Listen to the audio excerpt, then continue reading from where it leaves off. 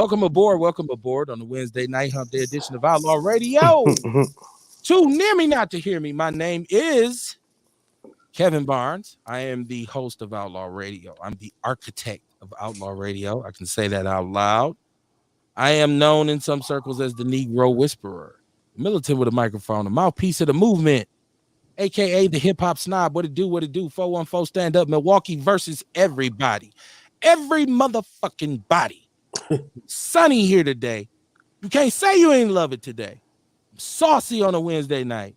What it do? Not alone. Got my partners with me. Mr. Carter, let's go. Match my energy. You doing the shot?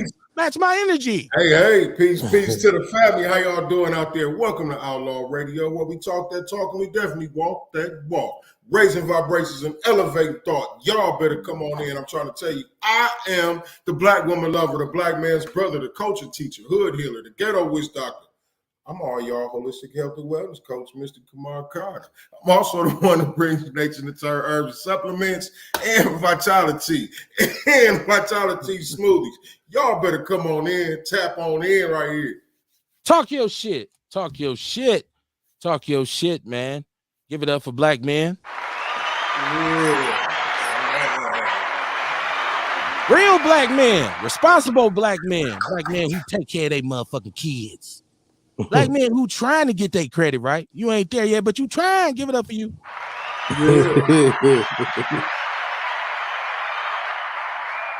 I'm getting older, but I'm getting better. I used to use my muscle. Now I use my hustle. Give it up for you. Who's coming? I'm good from the bathroom to the boardroom. Give it up for you.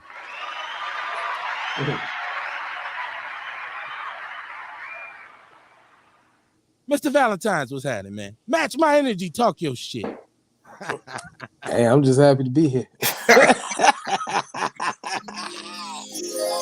I don't got no sayings. One day I'm gonna come with it. But right now I'm just happy to be a part of the movement. Yeah, man. This is what it's about. Mondays, Wednesdays, 7:30 p.m. Central Standard Time until whenever we choose to cut the machine off.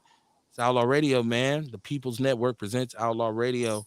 We make this thing do what it do, right? It is what it is. It's gonna be what it's gonna be, and ain't shit you can do about it, right? As long as we're unbought and unbossed, and that's entirely the case. As a matter of fact, the opinions expressed on Outlaw Radio are solely those of the motherfucker that said it. Know who to be mad at.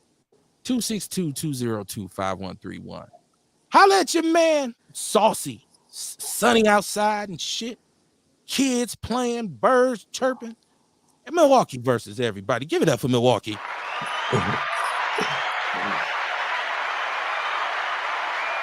Give it up for the north side of Milwaukee.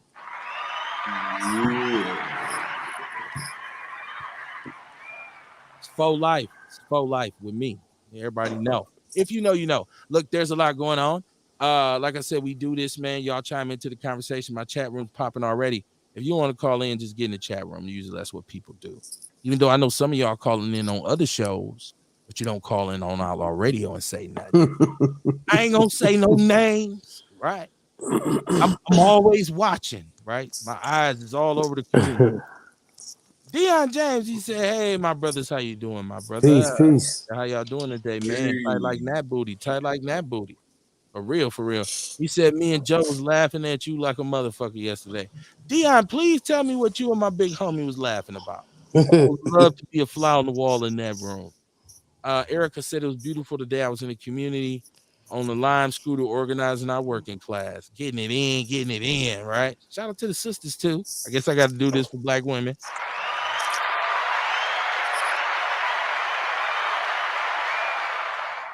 You know how saucy our women are. Oh, this motherfucker about this black man shit. He ain't saying nothing about the sisters. We carried the babies. We are the fertile Reverend Christian Valley. Okay, we gave it up for y'all. Y'all just had a whole month. It is what it is. She said, she said, now I'm on the cut getting like Kamar with the herbal. Man, my brother, the witch doctor has influence, man. Give it up for the witch doctor. Give it up for the witch doctor out here doing big things, man. What you talking about, man? You guys put some paint where it ain't. That's what my man does. That's what he does. She said East, East, East. I don't know nothing about that. I'm from Capitol Drive. I'm from Capitol Drive. I don't know nothing about no East, East, East. Shout out to the East Side, baby. But I'm Capitol Drive dude, right? Strike, right. I'm a West Side dude. He said about the gay jokes. Look, we had a very interesting conversation about gay the other night. And I don't, the beautiful thing about it, and y'all tell me how y'all felt. It was a conversation that was crucial, but it wasn't offensive. Like, even if you was gay, you had to listen to it and be like, okay, there's a lot of truth to what he's saying. And I think that's the beauty of what we do. Because I said, listen, I listened back to the show. I had myself cracking up because I don't got no friends, right? And so I'd be by myself. And so I'm listening to the show, and I say, if I came out on the show and said I was gay, our ratings would triple, right? And I don't know if y'all listen back to the shows. We went in, the shit was funny. Real shot shots at me. He tried to jump in the ring. Man, he wanted to see if the big homie can box, right? Hey, you talk a lot of shit. Let's spar, right? It was fun though. It was fun, man. Give it up for real.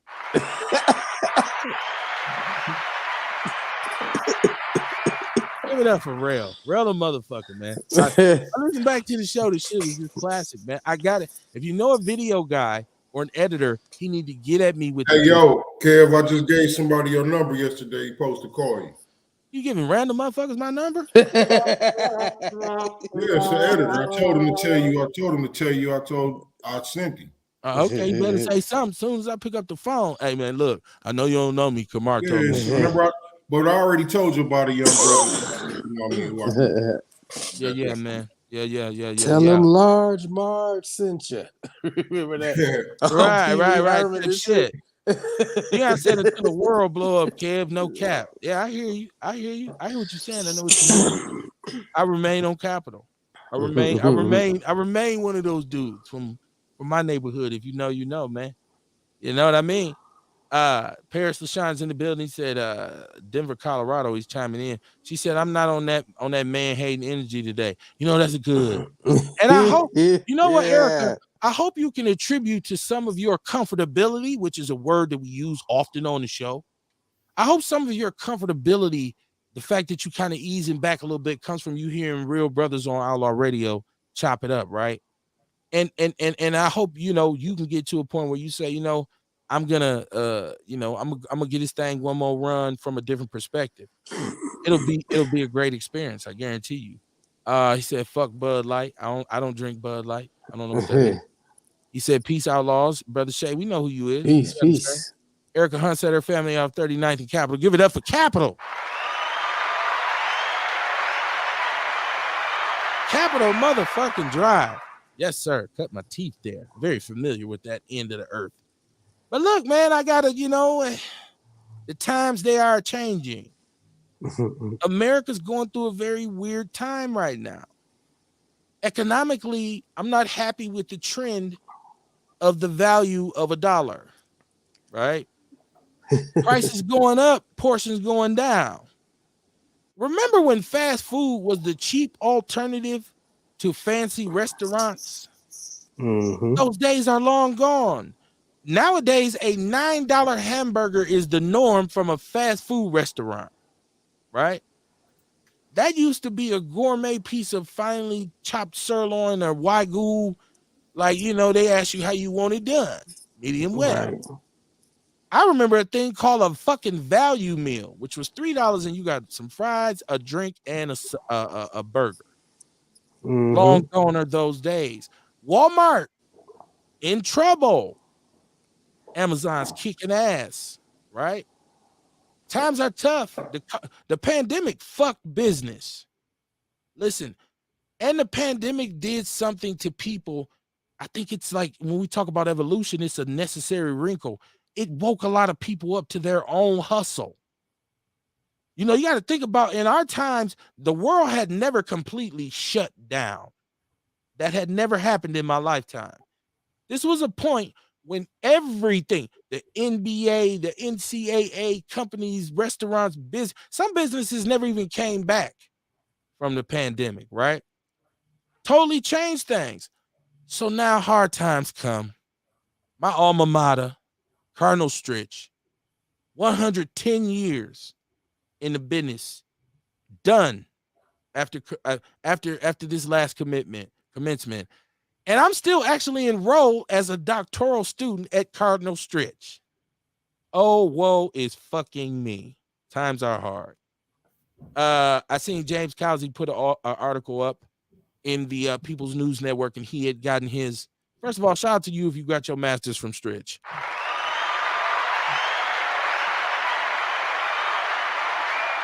He talked about the fact that he was able to acquire an MBA from Stritch while he was working a full-time job, and it was a very valuable education, and it took him a long way. I can echo that sentiment. I didn't know how I was going to get my master's. I was really wrestling for a long time between UWM and Marquette, and it just wasn't feasible. And Cardinal Stritch did a lunch and learn, and so I was working with the Boys and Girls Club, and only 2 people showed up, me and somebody from another club, and the ladies who were there admitted me on the spot. I came home and told my wife, "Hey, I'm about to get a master's." She's like, "How?" I'm like, "I'm finna go to Cardinal Stritch." She got her MBA from Cardinal Stritch after I did it. Then I went back and did my doctoral studies at Cardinal Stritch. So times is hard, man. As shit's closing down. Chicago said they closing half-day Walmarts. Half of them. They said they just haven't been profitable in a very long time. Let's go to the chat room. Where did I leave off at? Because it's Wednesday. I want y'all to be involved. I left off with he was saying he was laughing at the gay jokes. That shit was funny. Let me get caught up. She said her family's off 39th and Captain's is Erica Hunt. She said all the time that's the only way to grow. I'm not a feminist. I need a good man. Give it up for Erica Hunt saying she need a man.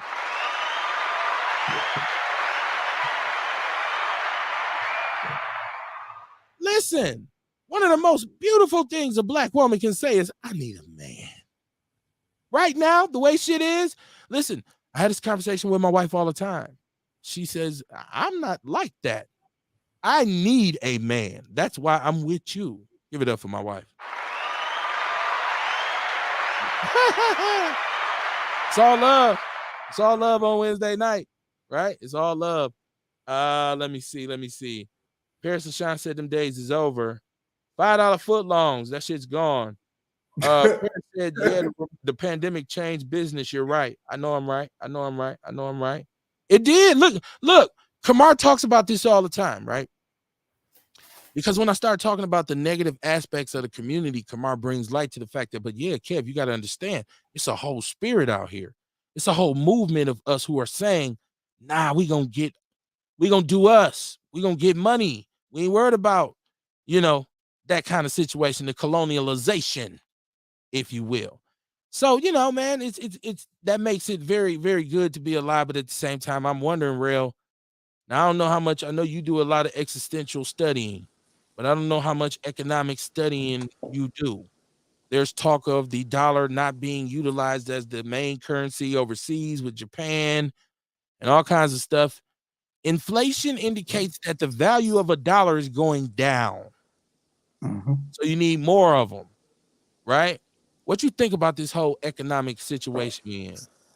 Shit, I've been telling motherfuckers for about 2-3 years now to invest in Bitcoin.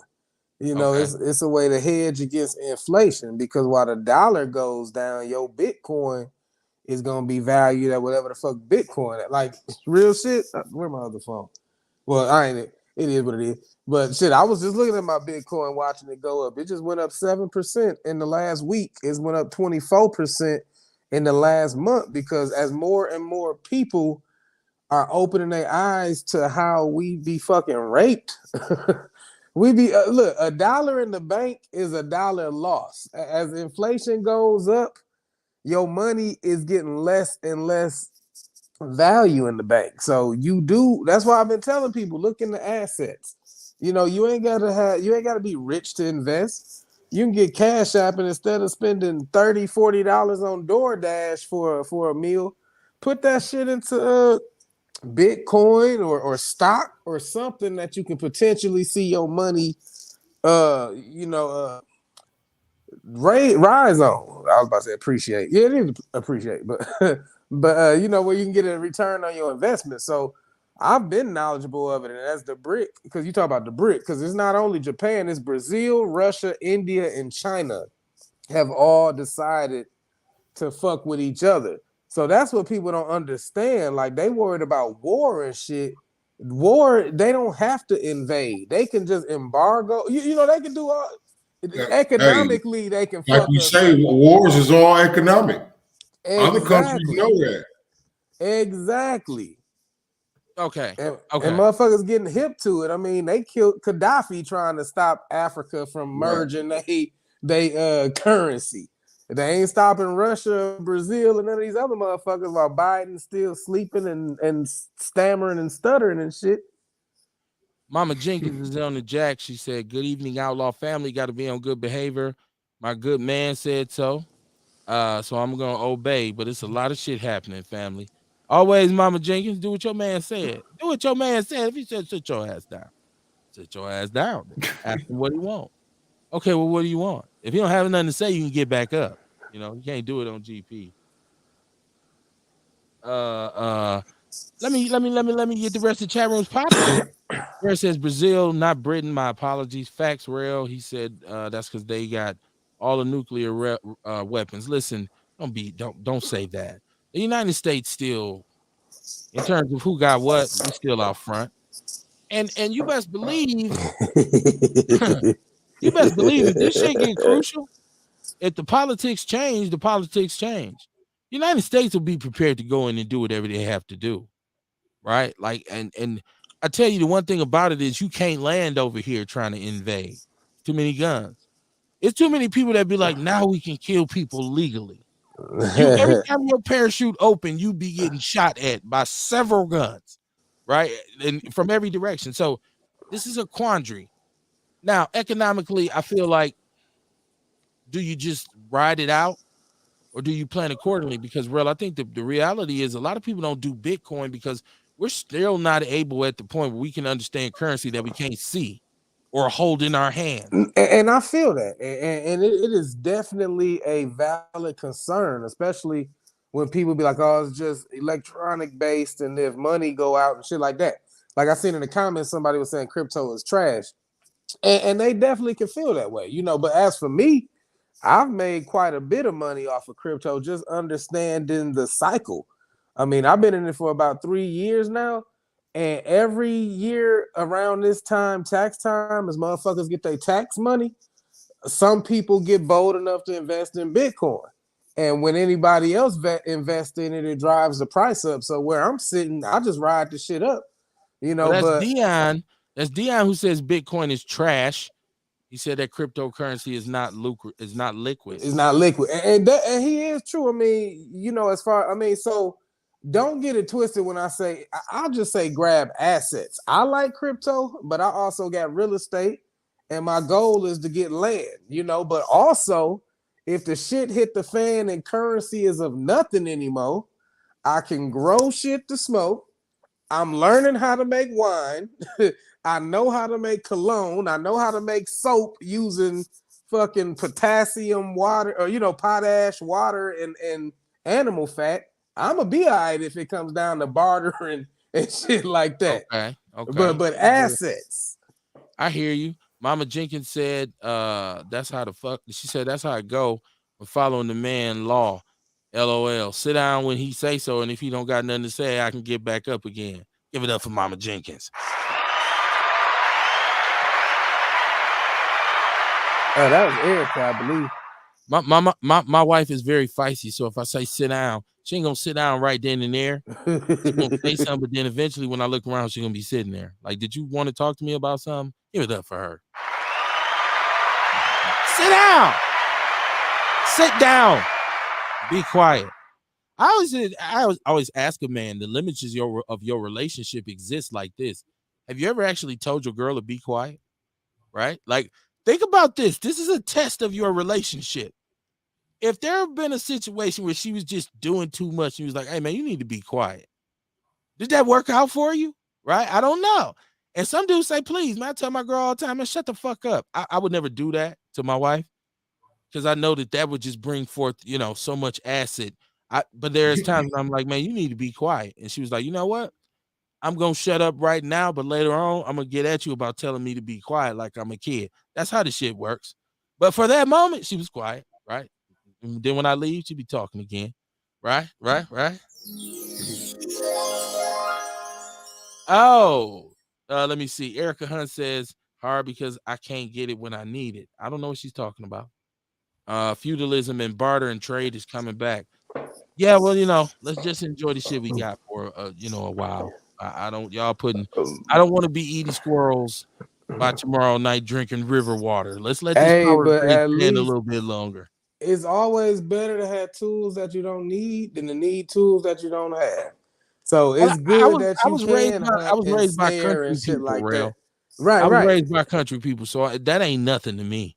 What you right, talking about right, is my childhood. Like, well, right, start a fire, go fish, plant something like that. That was my right. my people. So, That's what they so those are good skills. So you would be straight. We'd be straight. Shit. You could hunt. I could make soap and alcohol and shit. and see now we bartering. Now we Exactly. bartering. There we Now we go. We bartering. straight. Right. We'll figure out something Kamar can do too, so he can kick it and shit. Like Kamar, He do got something. herbs. Everybody need Right. He was like, I a know what to doctor. cut down. He's like, Everybody, every village needs a healer. They need a look, we military. got They a need a new healer. director of agriculture, right? Hey, listen, man, our community already got everything we need. We just need to learn how to put these pieces of the puzzle together. Yeah. We I got totally everybody. agree. You know what I mean? Everybody that do everything. So my wine making kit came today. So give me a month or two. Shit, I'll be straight. I'm about to teach myself how to make wine and use some of this honey to make meads. Okay. And listen, don't forget the numbers 262-202 5131. Erica said I can cut and clean and cook the meat. She said I can cut, clean, and cook the meat. Erica said she won't in. She like, y'all ain't gonna leave me. Hey, look, here we go. There we go. We just Right. need some land now. Hey, we got a whole processing plant. We talk about those 3 S's: solidarity, sovereignty, or separatism. I totally believe solidarity is to Mm-hmm. me the best way to go. The other 2 can be investigated, but I don't Shit, I think they want can be sovereignty. executed. I mean, you want it, but we ain't ready for that right now.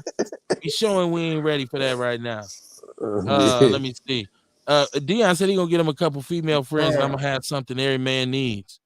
Yeah, you gonna be the pimp of the village because you got 2 women you gonna need because you got to take care of them. We out here producing, Dion. Well, I get what he say. Y'all labor gonna need somewhere to go. So see, it's always pimping, right? Rail said I want in on that. Rail said I want in on that. She That said shit my is uncle took me hunting with him when I was younger. I grew up hunting. My father was big on that. Reparations and separations. I totally agree. It's Outlaw Radio, man. Hump Day edition. Like I said, I had to give it up for Cardinal Stritch, man. That is very important in my life. It did allow me to extend my education, and they were very FBA friendly. A lot of us out here got our masters from Cardinal Stritch while we were working a full-time job. They had great programs for that. So shout out to them. It's a hole in your soul, but what you gonna do? It's Milwaukee versus everybody. It's a lot of things happen, and I say, man, there's no, I can't even argue with the fact that nothing happens for a reason. We got on this, like I said, we had this profound discussion about gay stuff the other day. And then today we see, first of all, shout out to Miss Beverly. Miss Beverly Williams is out here doing it, exposing any and everybody who wants some bullshit when it comes to our kids. And she had this story that she put up in the People's News Network about Waukesha.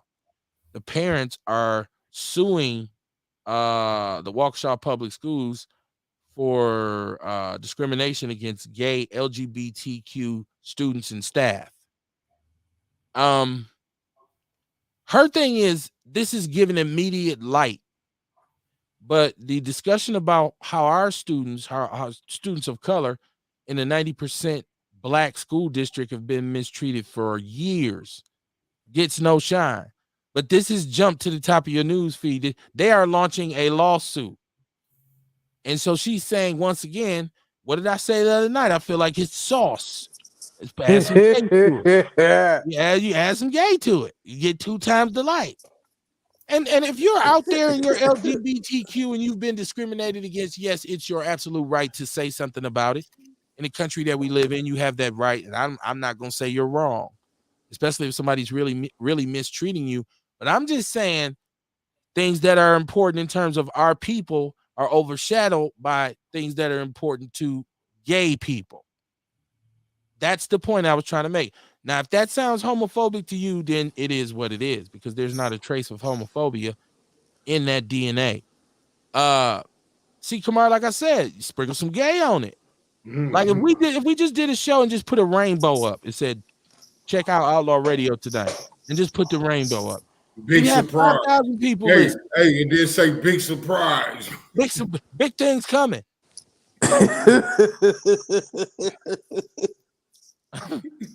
It'd be 10,000 motherfuckers on the thing waiting like, I got to see this shit. Right? So I'm just saying, man, and I don't, hey, like I said, shout out to those kids if they were being mistreated or whatever, what have you, man. But I just think, like I said, man, like right now, we come on this show, we talk about socioeconomic stuff. Sometimes we talk about entertainment and whatever, and the numbers ain't great. I'm not lost behind that. I do this really for a cause as opposed to an applause, but that's a different conversation. But I'm also in the Podverse, and I watch dudes who are arguing about what happened the night Tupac died do 500,000 views. Tupac died 30 years ago, right? Dudes are like beefing on YouTube about whatever, what have you, and they're doing numbers. We come on in this city and talk about everything that's real and relevant, and but that's what I'm saying. I shall not be moved. Real, I got to quote them old gospel songs. Hey, do it, man. If it's service. Just like a tree that's standing by the water. I shall not be moved. Hey, yeah. Happy Resurrection Week, y'all. And you know what's the interesting thing about that is, like, speaking in tongues, we get it from Acts, but it actually like what I was gonna say last week when we were talking about how our grandparents, did Christianity and shit like that. They did it. It's like a lot of them were doing actually African spirituality disguised as Christianity, but eventually their children and children's children forgot what the purpose was and just stuck to the ritual. Like even speaking in tongues. If you go to a white church, you don't see speaking in tongues unless they're Southern Baptists, but those are motherfuckers that was worshiping with us and took our shit. Right. But even the speaking in tongues, dancing in the spirit, wearing white on first Sunday, the Tarian bench, always singing about the River Jordan. If you go to white churches, they don't venerate any body of water. They don't tarry for the Holy Spirit because all of those were African spirituality derived from like the Ifa and Yoruba cultures that now we call voodoo. Okay. So that's what I'll be saying. Like, even in our Christian church, we practice African spirituality. We just forget that it's African spirituality while at the same time practicing what we don't realize we doing and demonizing what it actually is. And listen, this is shout out to Rail once again, because Rail always brings I don't even know what you call it. At this point, I'm running out of ways to describe this shit. It's just like something you got to hear. And I think people would be hard pressed to even understand that he don't know what the fuck I'm gonna talk about when he comes on the show. He has no clue. It's not like he's just like, I'm just ready to go, right? Like, it is what it is. Let me check the chat room. He said, Dion said, you heard about Mandela. He's the CEO of Souls to the Poles. I have not heard that, Dion. I'm a little bit out the loop with that. You know what? The community is, what it is, man. But at this point, I feel like my energy is being intentionally diverted in a different direction. I really feel that. I feel like there's been a shift in energy. And like, yeah, that's there. But I feel like there's something bigger, right? There's something bigger. There's been a disturbance in the force. Yeah, man. I feel my Jedi sticking out. I don't know. My nipples are hard. Pause.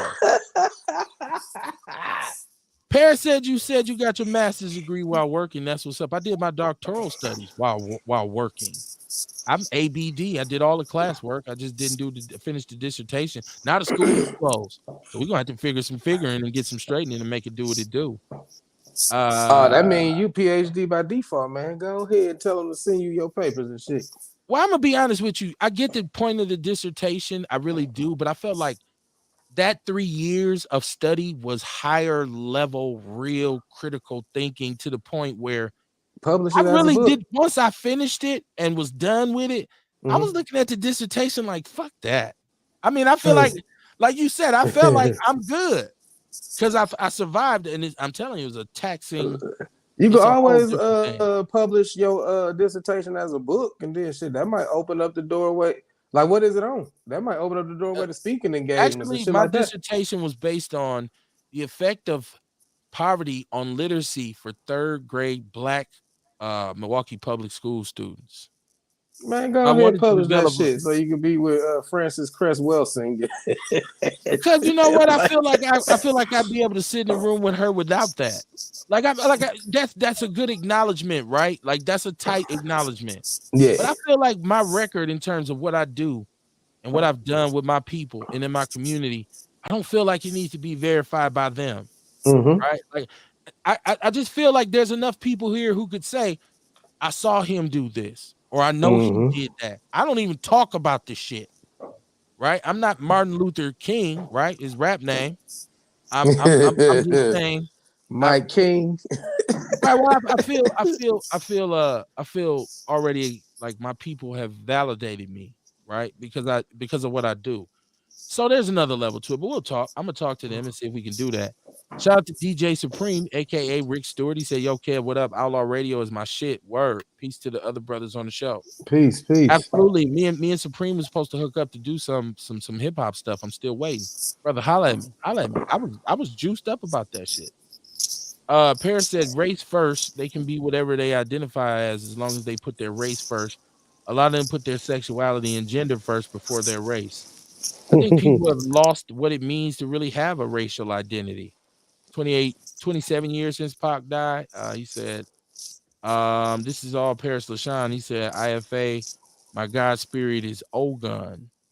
Ogun. Ogun, is that what Ifa. It is? Ifa and this guy is Ogun. Relly Jai is unpredictable and knowledgeable, says Che. Absolutely he is. Oh, I appreciate Shout that. out to Mott El Bay Brooker. She said, absolutely right. Religion comes from Kemet or Akibulan, the ancient name of Africa. Let's go. Welcome to the show. Erica Hunt says, right, just like when people say bless you has been shorting up from May. God bless you. I think I don't know. That's also where we get goodbye from. God be with you. They just shortened it to goodbye. Oh, okay. Well, that's what's up. Goodbye. God be with you. I like that. Rest in peace to Francis Quest Welding. Absolutely. Respect to all the scholars. She said, brother Dr. Kevin, my Black Panther comrade. Okay. Somebody know me, right? See, once again, you don't hear me talk about that. But there's somebody who can say, I think I know who that is. Is that my sister? Is that Levita? Is that Levita Booker? I think that's Levita Booker. She said Levita. Okay. I didn't know, she switched her name. I'm just saying, I don't even talk about that. She more now. Michael King. Yeah, Michael King, man. That's Martin Luther King ain't his real name. What is his real name? What did we used to say it was? What was his real name? Oh shit. Martin Luther King's real name. His real name Mike Jones. No, it's Mike. What is it, Kumar? What is it? We used to say it all the time on here. Huh? Mike Jones. I can't remember. Right, his name ain't Martin Luther King. His father changed his name. His father changed his name. I'm gonna look it up and see.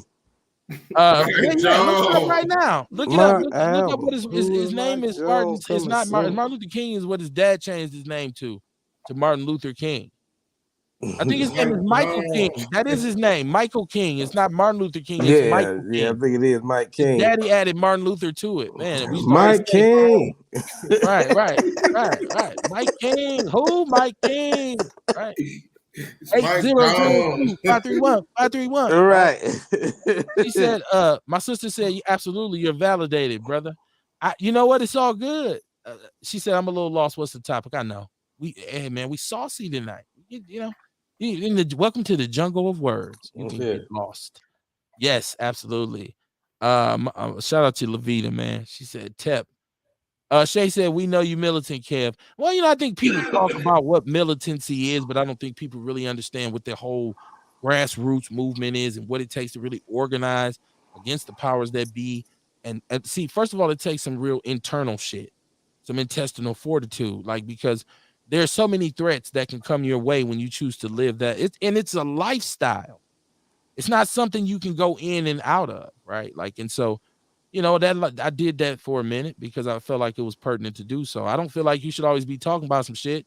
You should be doing some shit. But you grow from that. And that's what this show represents, man. My evolution.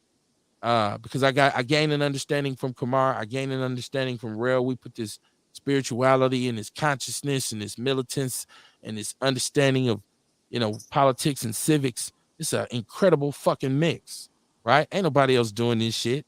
I'll say it if nobody else will say it. Fuck them. Nobody else will say it. Right? It is what it is. The name of the show is Lost and Found. Share the show.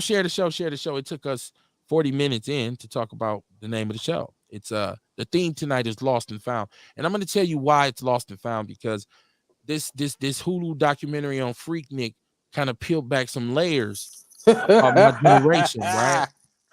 And once again, I think every show connects. So you be wise to go back and really listen to the show from Monday, because we talked about the Hulu documentary, and I talked about how the 90s were and the way we actually lived and the way we kind of operated in the community, the cultural norms in the Black community and such and such, and I realized more and more that it was an incredible time. It was an incredible time to be Black, right?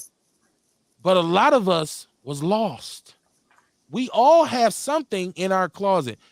See, I'm the type of dude where if you ain't never done shit, I don't really want to hang out with you. Right? You had to have done something crazy or something wild. I need for you to have an episode. And then I feel more kindred in terms of how we relate to each other, where I can speak to you. But when you live, right? And so we look at in our community, to age is not valued anymore. Remember back in the days when the elders of the community were the go-tos. Those were the griots. Those were the ones who told the stories from back in the days that set up our traditions. And now to age as a Black, especially as a Black man, people say, yo, old ass. You're what do they call it? What do they washed? You washed, you old, and this kind of thing. Who are the oracles now? If it's not the elderly, if it's not the people who've lived, right? And so when I say lost and found, you get to have this conversation with our young people from a different perspective once you've done it, went through it, and overcame it, right? I wouldn't trust anybody to talk to my son about incarceration except for Kamar, except for a couple of my cousins who've actually been incarcerated, right? And didn't go back, didn't reoffend, came out and said, I'm going in a different direction. The path to redemption, right? More often than not, those people don't get heard because we too busy shaming each other. So what if this girl was bent over on VHS in 1994, she was 19 years old, out the house for the first time, and she decided, I'm going to take my drawers off? How you going to judge her today? She may be a choir director. She may be a daycare worker now. And just because she got caught on camera. Exactly. And the sad part about it is nobody's shaming the motherfucker who was holding the camera. It was a lot more of them busted open than just the ones who went to the Freaknik. Nobody's talking about the ones who held the camera. You nastier than her. With your little freaky ass, I'm gonna video it. I remember watching the Freaknik documentary a while ago. I mean, it wasn't a Hulu one, but it was just talking about how Freaknik didn't even start. They said it started based upon the dance that was out at the time called the Freak. And they said, so, they started Freaknik. It wasn't, it eventually evolved to busting it open and shit like that, but it really was called Freaknik due to, I guess, whatever dance that was popular at the time. But let me ask a more profound question. Who out there listening to this show, watching this show, can judge anybody? Ain't none of y'all shit. I don't want to hear it. Listen. I don't want to see the documentary shit. I want to see the VHSs. He said, "I want the original shit, real nasty shit." I want to see. Shit, I want to see him at this age. I got a thing for that salt and pepper, man. There you go. There you go again. I don't know if y'all watched my show, Descend into Madness, the other night when booty eating became the topic. Once again, man, it's a wicked.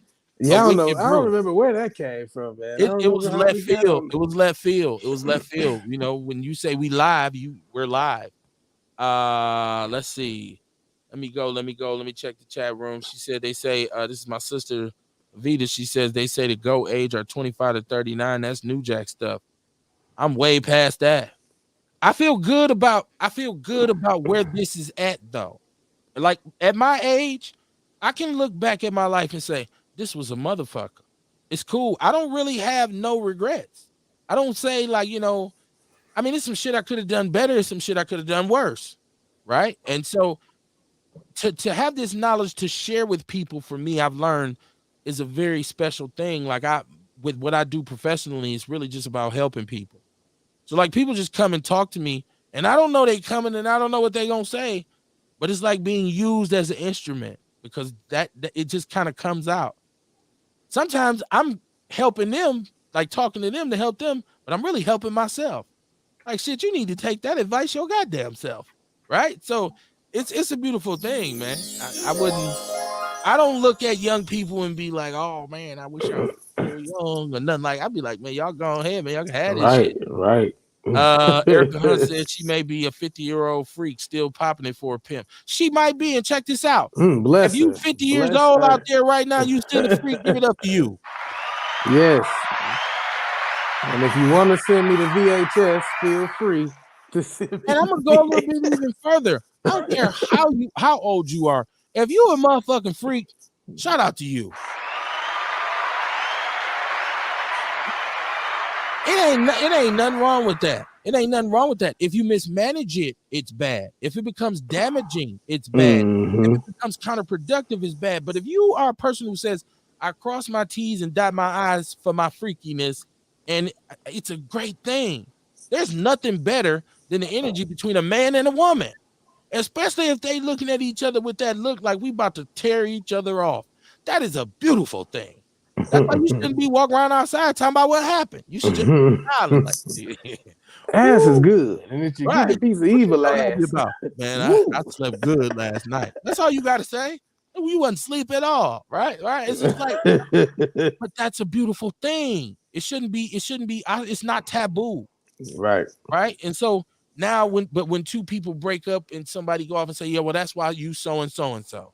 You say, oh shit, oh, I didn't know you were doing that.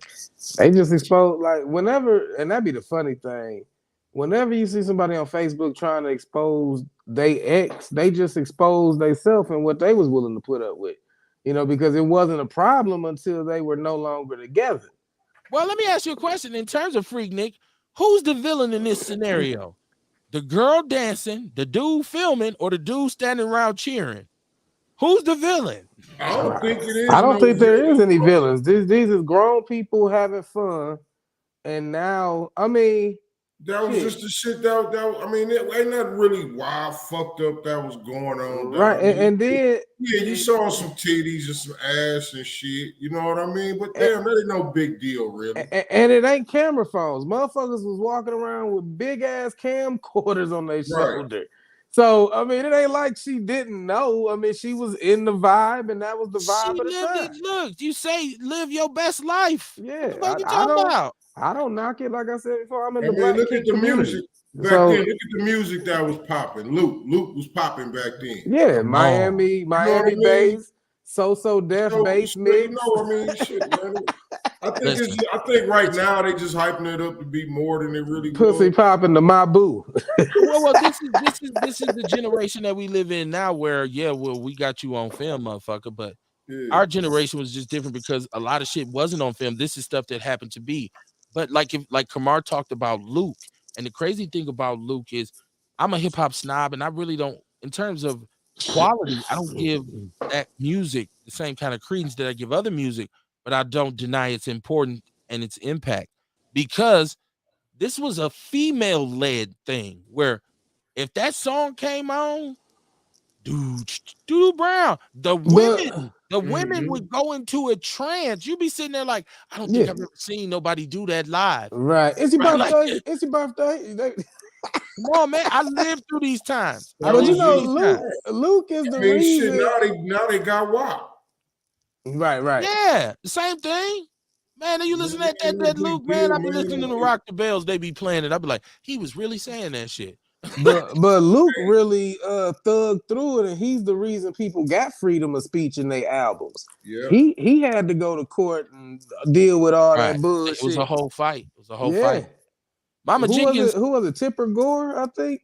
Yeah, well, at that time you had a bunch. Reverend you had a Calvin bunch of Butts. Calvin Butts and C. Tipper Dolores Gore. Tucker, and I now that looking back at it, I get what they were saying, but I think they fail to realize to let these young people all the stuff that was taken from us as children of the crack epidemic and the collapse of the industrial structure in America that we have become accustomed to, especially in middle America.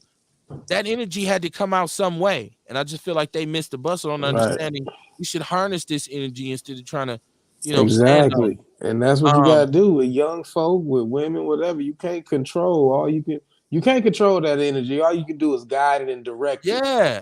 And try to say, okay, well, if y'all gonna do it, don't make the same mistakes we've made in the past. Right. Mama Jenkins said they gonna cut people electricity off starting 415. I hope they save some blunt and henny tennis shoes money. Don't forget the eyelashes and weave. Absolutely, moratorium is up. You better go see community advocates though. Go to SDC. Don't have them babies out here like that. You know what I'm talking about? And if you're irresponsible like that, then this is a lesson for you. When you sit in that home with some children and there ain't no utilities, that's a teachable moment. Um, One time I forgot. I let this bill accumulate. This taught me a couple different lessons. I let this bill accumulate. I was young. I had little kids trying to learn how to, and I Mm-hmm. I had set up something like I'll bring y'all X amount of money, but I was working and I missed it. I came home, lights off, right? And they want the Look, whole thing to cut that I look motherfucker at I back look at off. my wife, I look at my kids, I peel off instantly, send them to the hotel, make an arrangement for We Energies to come back out and cut my shit on the next day. But they had to charge then. If they do it on Saturday, they charge you like $200. So I sent my people to the hotel and paid them. We was back on Saturday. Give it up for black men. Mm-hmm. Didn't have that problem anymore. Learned then, hey man, lesson one. You say you're gonna be there by 5, but we got the internet now. This was when you had to really show Right, up right. at the payment center and No, shit. that happened to me because I had to shit, I did the same thing and I had to go to the check cashing place to pay the motherfucking energy bill and they was closed. Like it was like they was closed and then the next day my shit I was able to send it the next day, but by that time they had already put the disconnect order in. Oh So like yeah. it was cut off before the payment process. So it was some bullshit. But yeah, And I've so been and there. the brother who cut my shit back on the next day was like a real smooth dude because he was like, man, I'm shit, it's overtime for me, bro. You must have paid that extra fee because we don't come out on. I said, nigga, I ain't finna. My people in a hotel, man. I can't have my kids living in no crib with no utilities. Yeah, Mm-hmm. be aware. Don't be no square. Get that shit taken care of. Dion says motherfuckers be putting hamsters in their ass. It's their ass and they hamster. Listen, honestly, I'm being honest with you. I don't care what an Right, right. individual's sexual preference is. I really don't. As if it doesn't interfere with me, if it doesn't threaten what I got going on, right? Now, so if you have a fetish for little children, then I have an issue because I have kids, right? And so if you move near me, then I'm going to be vigilant in wanting you removed. But if it's a hamster that you dealing with, I don't got no hamster. And it's your ass. Do what you want to do with it. I'm just saying, I don't, Erica Hunt said, don't give it up to her. She out here teaching our young women to pop it for pimp and how will women are limited. No, she's not, because guess what? Everybody ain't no teacher. There's a reason why only certain people, that's why they have a certification process. Everybody's not meant to be a teacher. And if you 50 years old and you a freak like that, you ain't trying to teach nobody shit. You like, I'm doing me. And there's absolutely nothing wrong with it until you start teaching young people that what you're doing is the way they should go. You should tell them some this is me. teachers. This is what I do. Don't do it. I know some teachers that's like on their off time is straight freaks of the week, but they're still great teachers. Like now that I'm older and see some of the people in my circle that are actually teachers, and it's like, oh my God. Oh yeah. But you know, there's professional life and there's private life. You know, that's just how it go. I taught for MPS for 6 years. I'm here to tell you, MPS building is one of the most freakiest places you've ever been in your life.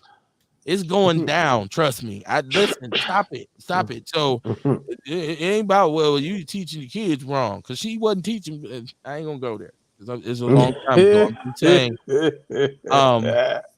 she said, let me keep it up. Keep the chat room. He said, if they're all consenting adults, there's no problem with it. Exactly. Yeah, man, do you, man? Like, I don't know. I feel sorry for the hamster. Prayers and condolences to the hamster's family. I don't know if he's gonna make it through it or not. She said, bring back the closet freak, save it for the bedroom. But see, when I say freak, I mean, it ain't just about humping all the time. See, a freak is not, you hear the word freak and you think, well, it's got to be sexual. That's not what it's limited to. A freak is wide open about everything. They wide open about their food, their music, their art, how they dress. A freak is a person who says, I'm going to maximize my enjoyment for any and everything I do. I ain't going to smoke regular weed. I ain't going to drink regular liquor. I ain't going to wear regular clothes. I'm not going to have regular sex. I like my shit turned up a notch. That's what a freak is, right? And like I said, a lot of the coldest freaks are so buttoned down, you would notice them. That's the song by Houdini. The freaks come out at night. Some people got that daytime persona. I'm at work and I'm off work, right? Yeah. And it is what it is. No, if you a freak, be a freak, man. Yeah. Let it out. And it'd be the most upper echelon, like professional, tight-knit motherfuckers that be off into them subcultures. Talking about choking. You a millionaire? I mean, they all that shit. Right. Pony apparatuses acting like they're horses up in teddy bear shit. Costumes. I'm a Furby. Right. Come on, man. A furry and they yiff and shit. Yeah. I mean, like, one man's trash is another man's treasure, man. But it's all about being a grown up and being an adult, man. It ain't what you do, it's how you do it. Lost and found, you may be, and you may still be a freak. See, lost and found is about growth, right? It's about growth. Because you, at one point, you have to get lost, because that's the only way you can establish a sense of navigation, right? You can't really totally depend on your ability to take care of A1 from day one, which is yourself, unless you get lost. One of the things that shapes you and molds you is how you deal with adversity. I've been in some deep, dark depths, some holes, right? But the fact that I was able to get up out of them gives me more confidence today to say, I don't really stress out about shit no more. I'm learning my stress level is like, I ain't tripping on no job. I ain't tripping on no relationship. I ain't tripping on no money. When I'm broke, I'm broke. I be like, shit, I ain't got no motherfucking money. It's good. I'm not like, I gotta get some money. I rob me a motherfucker. No, because I know I'm gonna get some money. I ain't stressing on no job because I know I will get a motherfucking job. I think that's one of the things I've established over the last 23 years is I will get a job. I'm straight, right? So I don't stress about it. Because there's things that are more important. There's the cultivation of the relationships that I have with my kids now that are becoming older and becoming adults.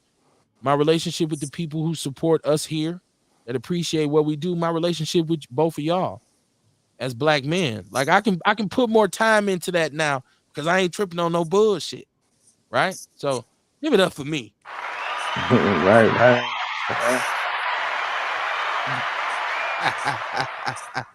Man, I've actually come to like a point in my life where I'm at a crossroads with employment because I'm like, if I stay in the corporate world, unless I go back to school and get paper to go with my knowledge and experience, I like so far, like the last few jobs I've had, it'll get to the point where I'm doing mentor shit, leadership shit, but then just break room talking and shit. You find out you training people that's coming through the door, making what it took you 2 years to get to.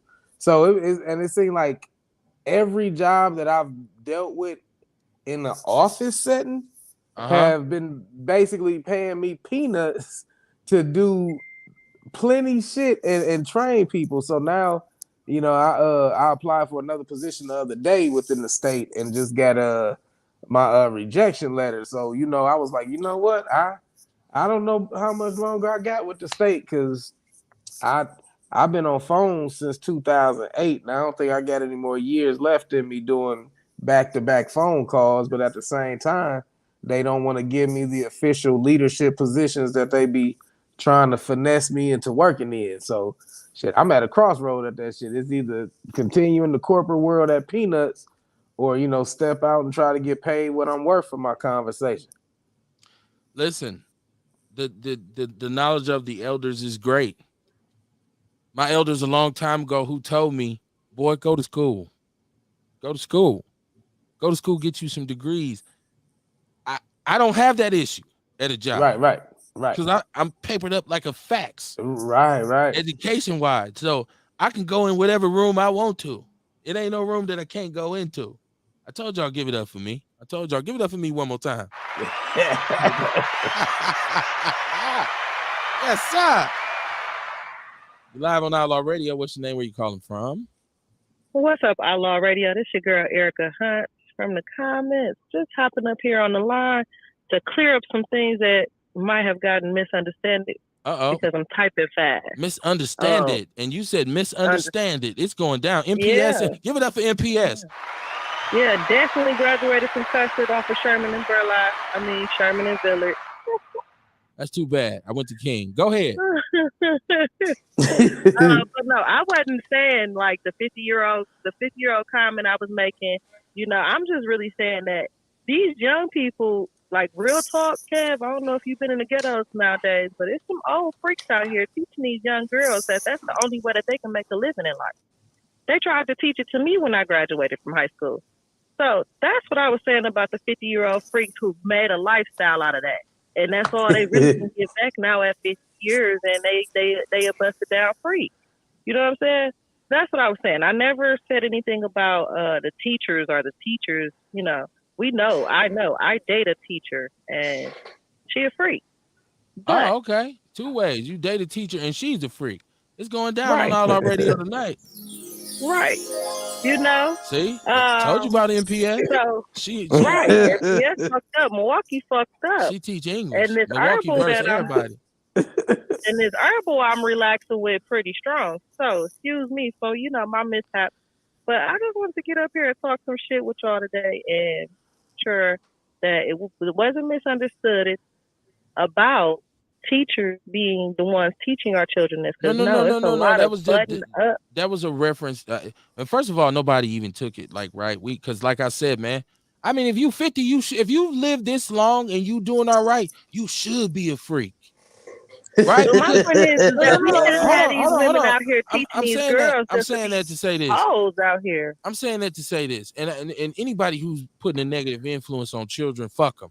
Die slow, right? We already know that. Yeah, damn. I'm saying, if you 50 and you've managed to overcome a lot of things and you're at a good place in your life, you should be looking into how intimate or to your level of intimacy. You should be looking into what really makes me happy. What do I really like to do? You should be doing that safely and consensually. But if you ain't, I'm like, well, what's wrong? You gonna shut it down? The box closed? I mean, I just feel like as you get older, you should. Okay, that's a different topic there. I guess. Well, because if we extended that by when you said teach, I talked about the fact that I taught for MPS, and teachers by and large are very freaky. But they teach school, but they ain't teaching that in class. Like that girl, you weren't talking about that in biology. You know what I'm saying? So no, I was just, we knew we was riding with you, and it's good to be able to talk shit. I'm glad you got some herbals. So, lost and found, man. What a journey. Definitely. Oh, what a journey. Definitely lost and found. I don't know here, who. Found too, Yeah, man. Yeah.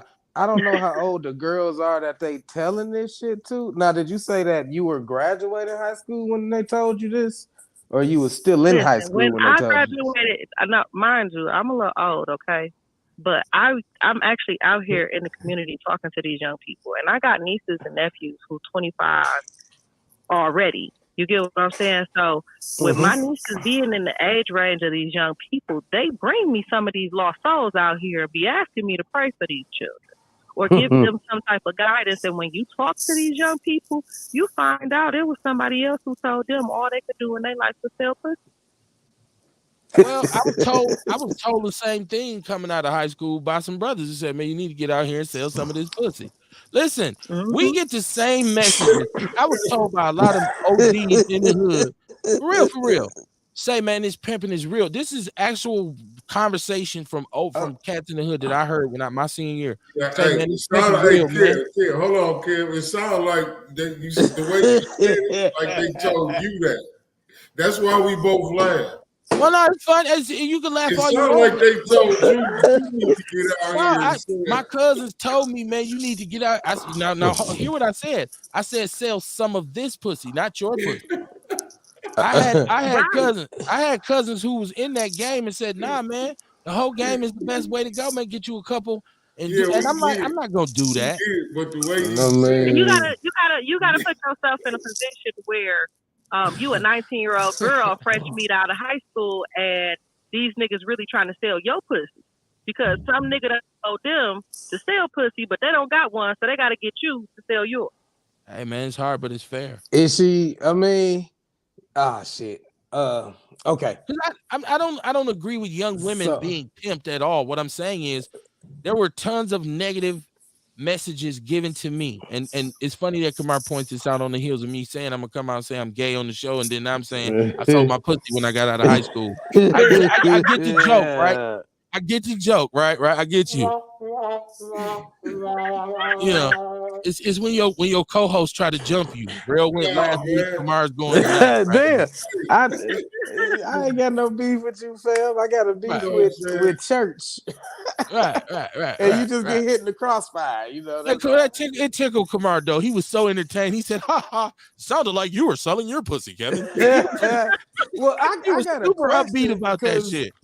Because my question is this, and hopefully it don't come off the wrong way, but my thing is this.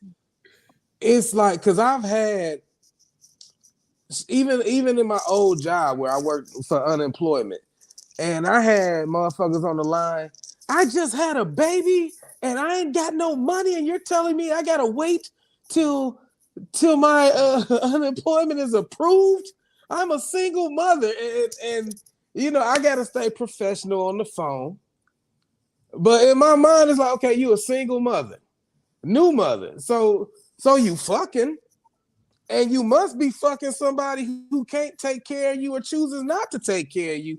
So, my question is it better to tell girls, depend on the systems, be a bum ass chick and can't take care of yourself, be a kept bitch by an old man you don't like because you can't provide for yourself? Or do you say, shit, what skills do you got?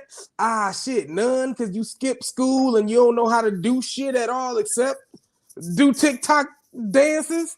Well, shit, all else fails, pussy always sells. There's, I mean, at the end of the day.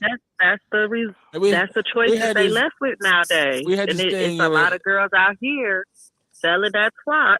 I think it's better to tell her pussy sells than to okay her being a bum. Kamar and Erica, I know you remember this. We had this thing called a clapper.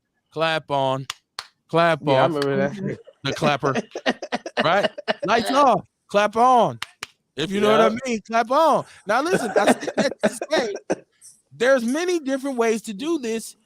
Fair exchange is no robbery, and once again, Exactly. I think you have to understand that it ain't what you do, it's how you do it. There are women who, when it comes to certain situations they may encounter, they say, I know I can call Mr. A, B, or C.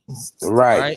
And I know what each one of them brings to the table. And I know what I have to do to get what I want. So I can get it from C, but I got to do this. I get it from B, I got to do this.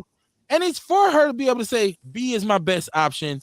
And if it involves, you doing something for him, strange for a piece of change. And so to me, and that woman would say, I'm not no hoe. Right? Like I say, well, you not technically. I mean, unless you say I am a hoe. You ain't walking the blade, but shit, there was a transaction at the very lowest frequency of male-female interaction since the caveman days. It was provision for pussy. You know what I'm saying? Like if you believe in the caveman shit, like they say the men went and hunted, got the meat. The women needed to eat, so they bartered some shit out, services. Well, let's first of all, let's Kev, well, hold on, let's clear this conversation. Just to speak up for the ladies real quick. Well, I just want to clear this conversation up because nobody's encouraging women to hoe, right? Right. Nobody's saying that. I'm telling women you have the right to decide what you want to do. It's your body. This is what this whole discussion about abortion and all this stuff. It's your body. If you choose to say, when times is hard, I get on the boulevard. I'm not here to judge you. On some spiritual shit though, Kev, any woman that's ever been put into that position to where she needs to make that transaction out of survival, she will, 9 times out of 10, regret that shit. Because it's her body that she has to disrespect. It's her body that she has to give away. Okay. It's her body that she puts on the line. And if there's no body, my body's dead. There's no me, right? Okay. So every woman at one point of time has been in that situation and be like, damn, I regret doing that shit, or I didn't want to do that shit and still had to do that shit. Like any woman has been put in that position. All right. And check this out. I hear you. But let me ask all of y'all right now who in a relationship, men, women, everybody.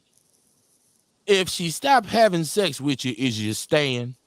Do you still pay the bills on time? Do you still take care of the kids? She tell you there will be no more sexual contact and I expect you to continue doing what you're doing. He will leave more often than not. He will cheat. He will do what he has to do. But that in terms of him being there for you wholly is gone. Sex is very important. And we know what runs the world. Women run the world because a woman can walk in a room and change the whole situation. If the two most powerful men in the room decide, I got to have her, she can do whatever she wants to do. And some women learn to master their power and say, I did what I had to do to be where I wanted to be. And they don't regret it. So I just think it's a personal decision. They don't. No, they don't. The Once world they ain't changed that much. They don't regret it. But like the first couple times where you find out like that's your only option out here, you mean to tell me, because you were saying option A, B, C, and D gonna do X, Y, and Z, right?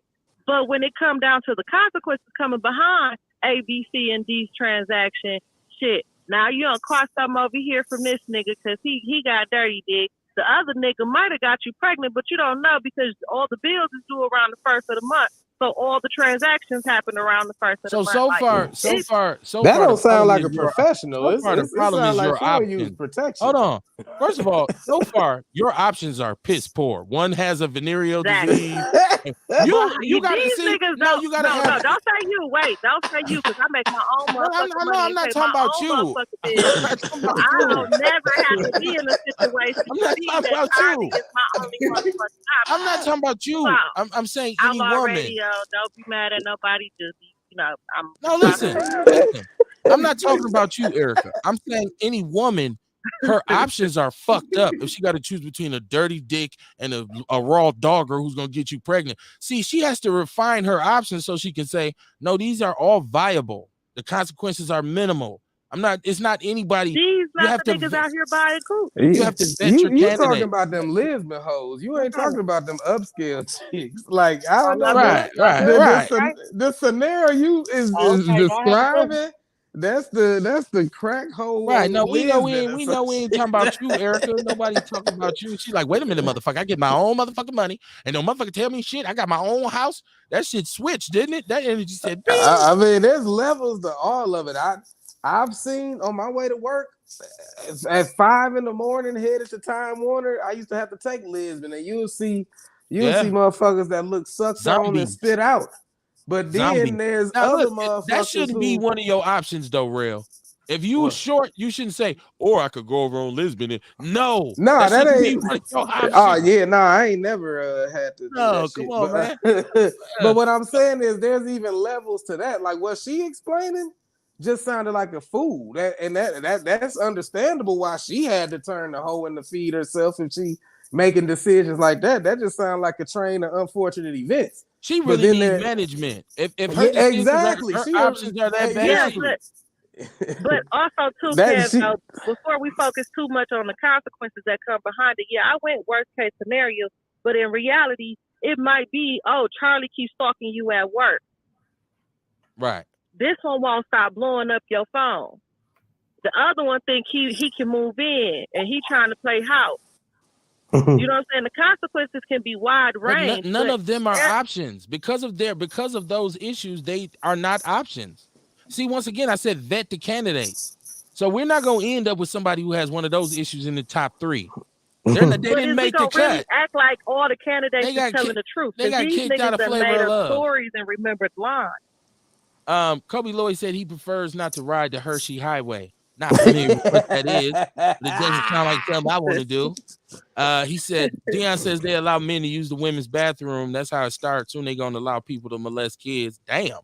Okay, Deion, you said work. Damn, that's a jump. That's like a jump from classroom. That's really the biggest reason why I'm single. Let me see. Let me get my chat room.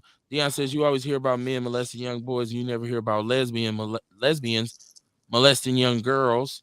It happens. Erica was in the chat room. She said, well, let me hush about that freak. I was only 3 when the 90s started. So what do I know about the 90s freaks? Well, let you know, like to hear it go. Right. This is why I did the show. This is why I did the song. This is why I named the show Lost and Found, because I know where I was mentally in the 90s. I know what we were on in the neighborhood. I know what we were on campus. Like, we were some wild individuals. And you didn't know at the time you were lost. I didn't know at the time. I really hadn't even engaged in the first fourth of my journey. It was just the tip of the iceberg. I thought at that time I know what the fuck I'm doing, but I was lost. And I'm happy enough to say now my understanding is on a higher level about all those different things, including how you deal with women, how you treat women, the value of kids. I even talked about how the older I get, the more I love nature. I be talking to these rabbits in my yard like they homeboys. I know they be like, why is this motherfucker always talking to us? We don't know what you're saying. I be at it, hey, rabbit, like we guys. I can appreciate that shit. I be out in the backyard talking about, Sheila, the red cardinal is back. Come on, man, I wasn't doing that back then. I was lost. And all of that was around me, but I wasn't able to see it. Paris said he remembered the clapper. Yeah. Deion said he got $40 right now for him on this. Give it up for Deion. That shit wild. Deion, I used to work with a guy that used to come to work and talk about that shit. Like, I dropped my daughter off and then went and got me one of them girls off Lisbon. Like they used to dope date. He used to smoke crack. Like he used to talk about. Like he was the first overweight crackhead I ever seen. So I was like, damn, that stereotype. He was living good. He was on crack and he was still fat. He was living good. And every Friday after he got paid on Thursday, drop his daughter off at school and then go get him a chick to smoke with and do his thing with. Off of Deion said he tell a lot of his female friends ain't nothing wrong with selling pussy. They'll let a broke nigga fuck for free. Yeah. Listen, I once again, there's so much exploitation that goes on in our community, right? And so when we talk about this situation, we have to be conscious that there are women out here, because we live in the age of sex trafficking, right? So it's really not a joke, and I don't mean to make light of it. So if somebody's out there like, well, this shit ain't cool because y'all talking about what we should be doing, but there's real life sex trafficking, and I understand that. So I don't want to, I don't want to put this energy Sex out here like trafficking has I'm always been blind to around. that. And I know there are a lot of women right now who don't have options, so they're like, well, I don't want this to be my life. But understand, as a man, you face the same kind of consequences. Like where you might, I got a partner, man, who I went to high school with, who was a thorough cat in high school, well respected, whole crackhead right now. And I'm so empathetic, right? I'm so sympathetic that I know what he's gonna do. But anywhere I see him, Kev, buy me a pack of cigarettes. Kev, give me, buy me a beer, something, man. Man, here, and I'm probably enabling him, but he chose wrong. He's lost. And I feel the same way about a female. But we all had those options to go right or left. Some of us went left and still had to get back right as we went all along in life. So that's all I'm saying. I ain't, I'm not encouraging young women, or am I denying that there's some negative influences on our young women? But I'm saying there's negative influences on the young men too, and they're all choosing wrong. They're all choosing wrong. It is. They I are. agree. Sean Moore said, For "Oh the young shit." men. He said, "What I get in on? What up, family? Sean Mo, what it do? What it do, Sean Mo? Peace, peace. Talking about 90 freaks now on human trafficking. Listen, that shit's real, and we know that, but it always has been, though. It's always been around, It's man. always been. Always. And I can so, show you in the Bible prostitution, which was one of the people who supposedly was, like Tamar Braxton. She got her name from Tamar that's in the Bible that is supposed to be in the lineage of Jesus. But yeah, she was a prostitute that slept with her stepfather. He bought her on the road, and she slept with him. Yeah, okay. it was not her stepfather. I'm sorry, her father-in-law. So that was Tamar. And then in the Old Testament, there's a scripture where God says, "Kill all the men, women, and male children, but the female children who have known no man, you can keep them for yourselves." It's basically sex concubines. So that's the sex trafficking, the sex slaves, and prostitution was Tamar that was in Genesis. So it's been around forever. Mm-hmm. I wanted to say this too. This is neither here nor there. I made a very big mistake. A couple weeks ago, it was the commander, Mike McGee Sr.'s birthday, and I didn't acknowledge it. So I want to take this moment to shout out Mike McGee Sr., the commander.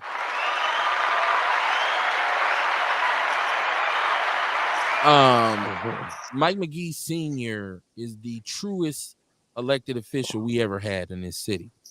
Yeah. And if you were not around in the 80s to witness the brilliance of Mike McGee Sr., you missed out, right? And this was a time when it wasn't the norm. This wasn't the woke age, right? This wasn't like everybody now is twice as righteous, mightious. This is when a lot of us were coming off of the 70s, where we had this middle class, and a lot of Negroes had been bought and sold. One of my OGs, one of my real triple OGs, told me one time in the barbershop, he said, "Man, you know what happened to the revolution in Milwaukee?" I said, "What?" He said, "A.O. Smith started hiring. That shit was over." So when that went away, it was a hole in our soul. And Mike McGee Sr. was one of the only ones, but absolutely the main one who kicked up dust, and he was an alderman, and he worked with the people on a whole different level. So I had to throw that in because I didn't acknowledge him for his birthday. Man, I remember. I still remember the Beauty Island chant. I think I seen it on like either he was on the news or Channel 14 when 14 used to be Matter. Okay. Yeah. But he, they showed him outside Beauty Island. I think they heard a pregnant woman or some shit. They did what they do now, which is they jumped on some young black, with a bunch of them in Beauty Island on Fond du Lac.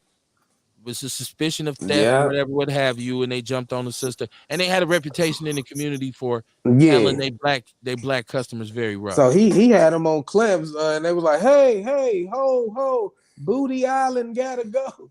So me and Right. my little sister used to always chant it to each other at like 4 years old, 5 years old. You know what? I just growing up, my mom, she loved it. So every time he was gonna be on the news or whatever, we had to come and sit down and watch the news. She'd be like, "Y'all come in here. Oh, Mike McGee been down there clowning again today. From turning over the police car to fighting on Jerry Springer to, somebody allegedly said that they were poisoning Usinger's sausage. They went to the stores and took all the sausage out the stores. They were scared, and his brother was on the news eating a piece of bratwurst in the store. Like, what? What's wrong with these sausages?" He put the paper bag over his head for the picture of the common council because he said, "I'm ashamed to be seen with these people, with the state and condition of black people." Come on, man. Give it up for the commander, man. For real, for real. The greatest story never told, man. Hey, and if y'all didn't know, his son is on the Funky Fresh Spring. Yeah. Truman is. We had Truman on the show. Yeah, well, I know y'all know. I'm talking to the audience. Oh, my bad. I'm like Erica. You ain't talking about me. I know you ain't talking about me, nigga. I know you. Erica snapped on me. Said, "God damn it, hold on, nigga. I get my own motherfucking money." Sean Moore said the only black man is still with Eric's family. Absolutely. He demanded an investigation into the death of Eric Bernard Adway. If you know, you know. Right? If you know, you know. He stood with him. Still with the family. Absolutely, Sean. You're right. Wait. I like how you pointed that out. It's Outlaw Radio, man. Almost 9:00. And I promised myself we wasn't going to do a 3-hour show tonight, right? I said we want to work on getting in and getting out because once again, I got to figure out a better way to promote the show. So we ain't gonna be on for long. We got some stuff coming up. I seen that the landlord Sherrod is who's a longtime landlord in Milwaukee who's been very controversial on the conditions of his property. A slumlord, if you will, a black man. He was ordered to pay $1.3 million for a duplex because 2 people lost their lives. Oh man. Right. And so we talked about the other night. Well, a couple weeks ago, we talked about the fact that Barada, who's always who's also known as a slumlord, gave the sister Lena Taylor some money for her campaign. And once again, I don't think it took anything away from the validity of Lena as something positive for our people. But we said it was a bad look because this is what you get when you start talking about slumlords. Someone who has people living in subpar conditions to the point where this home that they were in, there was electrical violations and whatnot. There was a fire that started inside the wall and the house burnt up and these people perished. It's out of their control. It's nothing that they did. It's not where they had a space heater or their kids were playing with fire. No. And so this is why the look for you to team up with a slumlord is just a bad look. And I hope people, we always talk about the optics. We talk about the context of things. I hope that's what people gather from it. And like I said, shout out to Lena because I got love for Lena. Lena is a friend of the show. She's always been very supportive of anything we do. If I called her, out of all the politicians that I know, I can call some of them and they say, call my people, whatever. You can call her and she'll say, I'll be there. Tell me what time. She'll pull up on you. So, but shout out to her. I just thought it was a bad look. Yeah. So yeah. And that's why we got to be careful with who we affiliate ourselves with. I think a long time ago, Kamar and myself made a decision that we couldn't necessarily hook up our train to everybody. We couldn't join in with a lot of individuals because the base of what they stood for was against what we stood for. So, and it kind of, it kind of became a thing where we became outcasts, right? That's the name Outlaw Radio. But I think it's important that you understand who you're affiliating yourself with, right? We look at the whole hip hop thing right now. If you live in the Podverse, everybody's up in arms about the hip hop museum being opened in New York. And they don't want Africa Bambaataa included because there's an allegations of him molesting youngsters. But it doesn't just go on him. Everybody who he's friends with is considered complicit. I've heard KRS-One called out. I've heard Fat Joe, all these, and how big was the Zulu Nation in terms of New York MCs who were down with him, but they are getting collateral damage because of their affiliation with Africa Bambaataa. So guilt by association is very fucking real. I learned a long time ago that certain dudes who I hung with belong to certain organizations, right? And if I chose to affiliate myself with them, when they weren't with me, I'd still be considered part of their organization. Do y'all feel where I'm going? Nobody's gonna say, hold on, before we beat you up. Now, are you really a card-carrying member of his organization?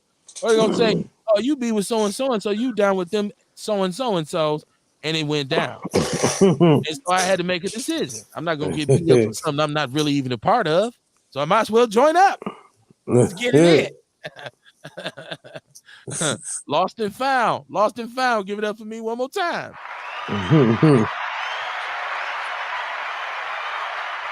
Totally navigated that situation. It ain't about me, though. Right? It's like Fife said, I never walk the streets thinking it's all about me, even though deep in my heart, it really could be. Right? I'm okay.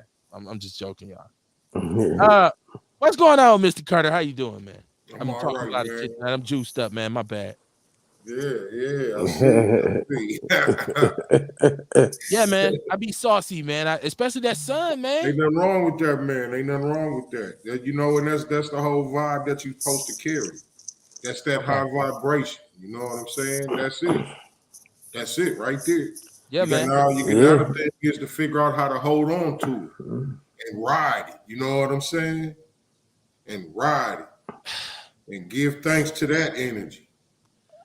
I don't think enough people actually understand the value of accepting and loving who you are. I'm not talking about making a Facebook post. Because I see a lot of these mental health patients, potential mental health patients, on a Monday saying I'm a whole vibe and I am worth this and I'm a queen and I'm a king. And by Wednesday they posting life is over. I hate everybody. Fuck my family. I'm killing myself at 9:00. So that means it wasn't true. Right. Because listen, self-love doesn't go and come. It doesn't come and go. It's constant and consistent. In any situation you're in, if you love and appreciate and accept who you are, you can damn near get out of it. Or accept that it's the end. Either way it go, it's a very calming thing.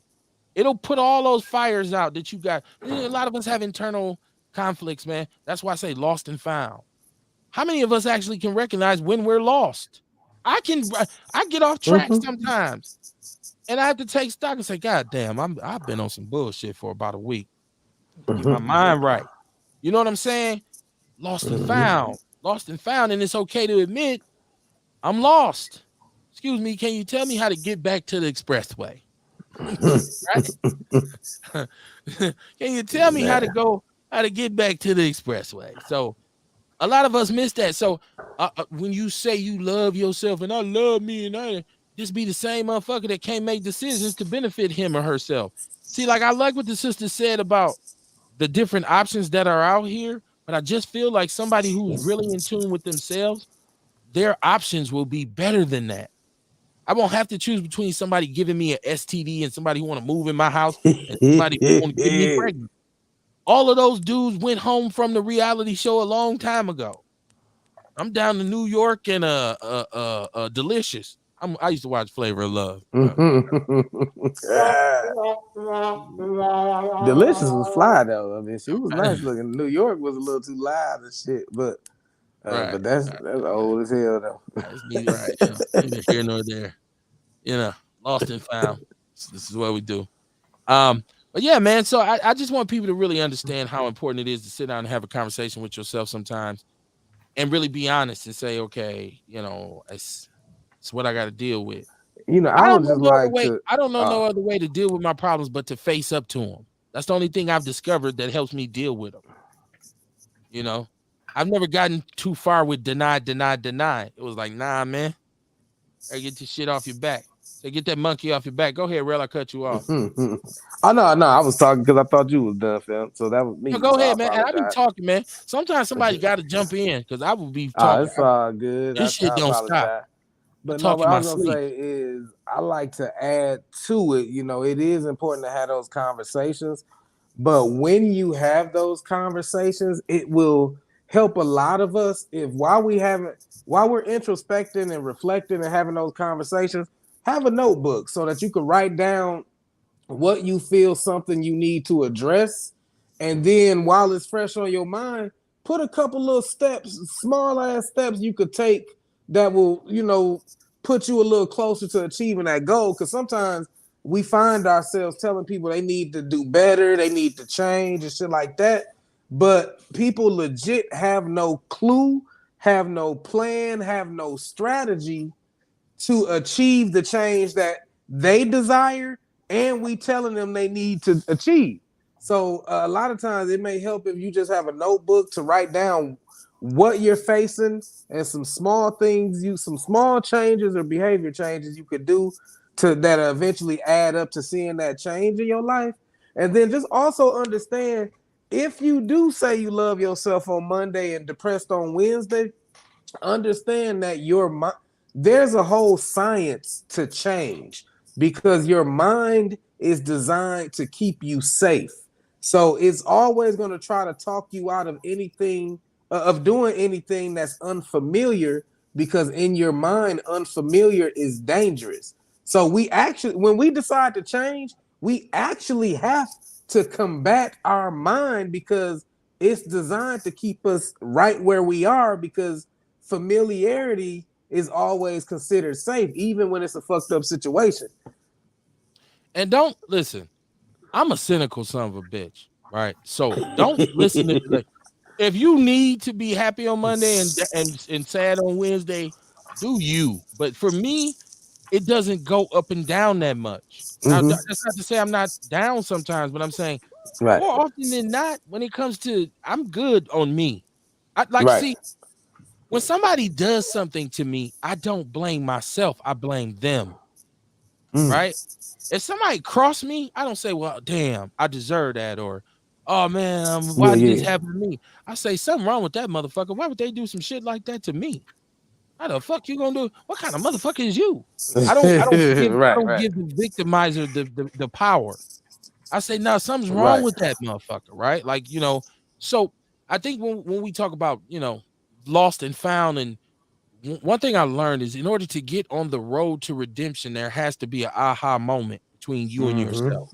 Right. There has to be a moment where you can just really look at yourself and say, all right, I'm good. I'm good with what I see. Right. Because there's a lot of people who realistically cannot actually look in the mirror and say, I love that motherfucker, and mean it. They can say it, but I got to that point where I said, you know what? Then that means I got to live better so my life can be better. See, in order to have a good life, you got to live good. You can't live fucked up and have a good life. I think people get that shit kind of twisted. Right. You know, most people feel like, man, why don't I have, and why can't I? Well, because you always on some bullshit. You know, I call it the backpack. You know, how heavy is your backpack? Now, regret is part of life. One of my favorite songs on Reasonable Doubt by Jay-Z was Regrets.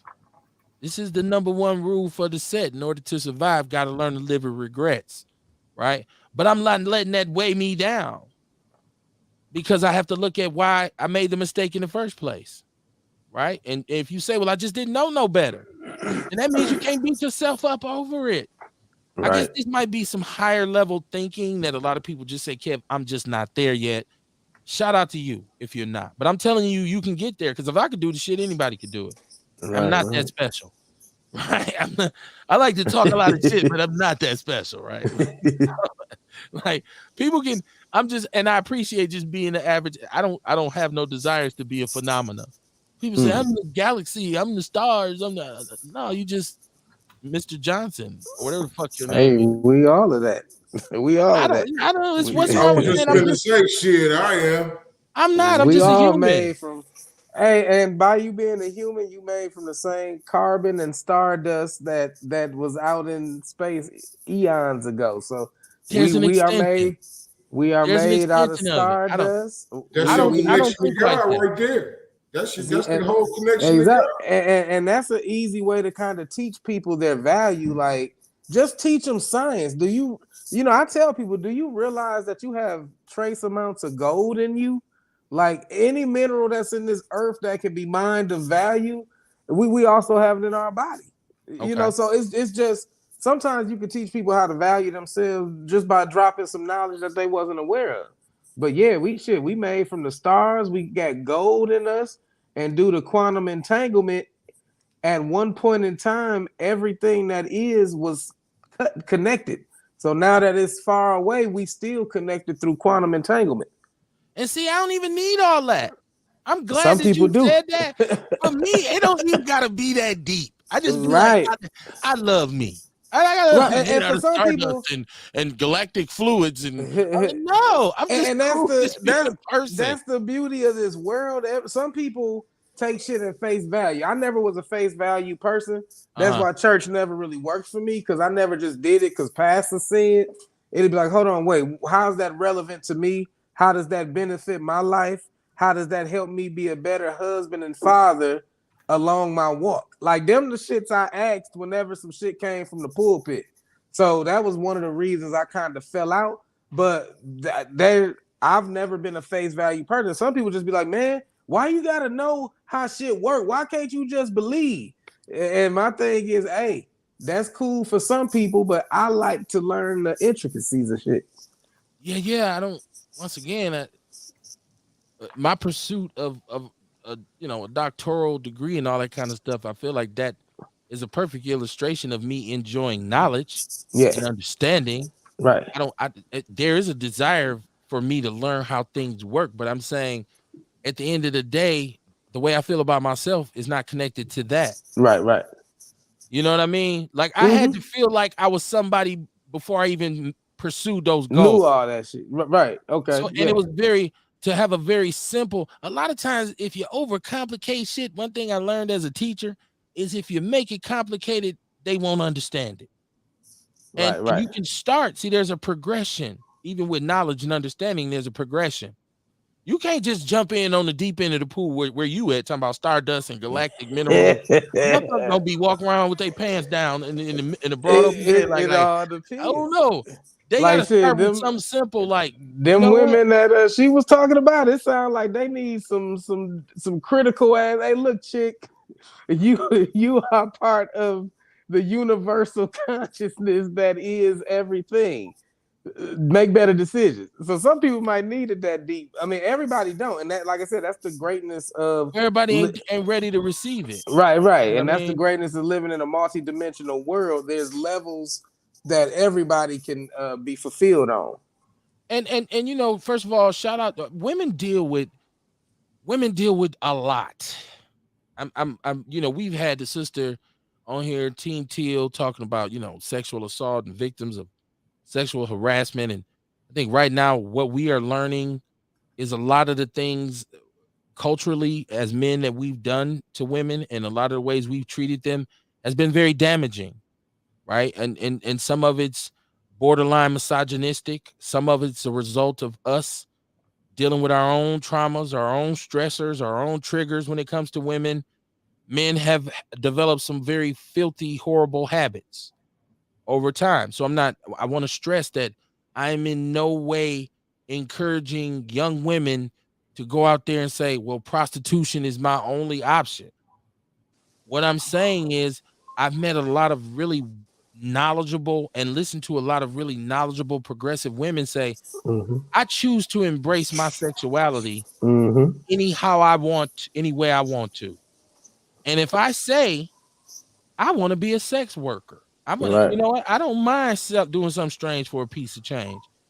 If she does that and she does that in a way where she can still hold on to her self-respect and her dignity and it's not exploiting her or risking Mm-hmm. her life, I'm not gonna judge her.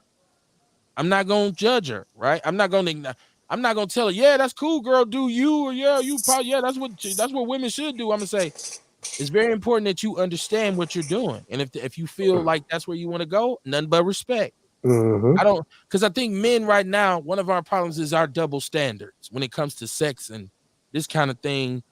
We really have an issue with trying to bring women into things that are our fault. Like I say, you see a fine woman, she's dressed nicely, whether it be something revealing or conservative. If you look at her and she sparks up a feeling in you, and you say, "Well, I'm gonna go get her," and you're over aggressive and you're making her uncomfortable, it's your fault. You can't say you had that little bitty ass dress on. That don't give you the right to fucking violate her, right? We keep talking about the hugger. Who was the hugger at your school? This dude who always said, "Girl, where my hug at?" Was either one of y'all the hugger? Because I was never the hugger. Kamar, was you the hugger at Hamilton? Nah. Real? Don't tell me you was the hugger at King. You was. No, man. You know, I've always been me. Like where my hug at, ass nigga? Yeah. I've always been me. So motherfuckers come up to me and give me a hug. I'm a tourist, man. We naturally attract shit. So I ain't never had to. I get that. So I ain't never had to ask for a hug. Motherfuckers come up to me and want to hug me. and that was always a cool thing. If you was standing somewhere and a female came to you like, right, well, give me a hug, right? Something you shit, you boom. Right, you just posted up against always standing there. Shit. Yeah. So to be the dude who's always standing there talking about, "What's up, girl? Where my hug at?" Freaky Jason. Right. Freaky Jason. If you don't get your ass somewhere, right? He usually a pervert still to this day. The hugger, right? We gotta do it. We gotta do a move, like a clip, like something about the hugger. And I can identify a lot of my homeboys right now who I went to school with, who was the hugger. Like, bro, you was the hugger back in the day.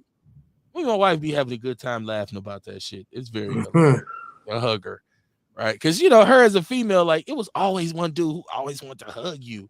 I'm like, oh, y'all had huggers in the cities too. That's a designated huggers in Milwaukee.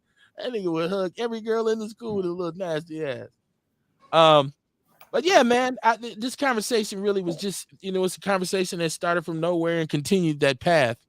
I don't want you to listen to the show and think that it had to be set up a certain way, or there was certain points where this had to be said. And are they saying something very profound? No, it's not intended to be that. Although a lot of times what's said on the show ends up being impactful. And when I listen back, a lot of times I'm like, damn, that's some real shit. But that ain't what this is meant to do. It's not meant to tell you how or what to think. It's just meant for you to think. That's pretty much it. I don't care what your opinion is. I just want you to have one. And I think most people don't want you to have an opinion. They want you to agree with theirs. I get way more out of a conversation when somebody doesn't agree with me because I learned something, right? And so I think, to adjust on what we do is very important. It's Outlaw Radio, man. Share the show, share the show, share the show, share the show. It's Lost and Found.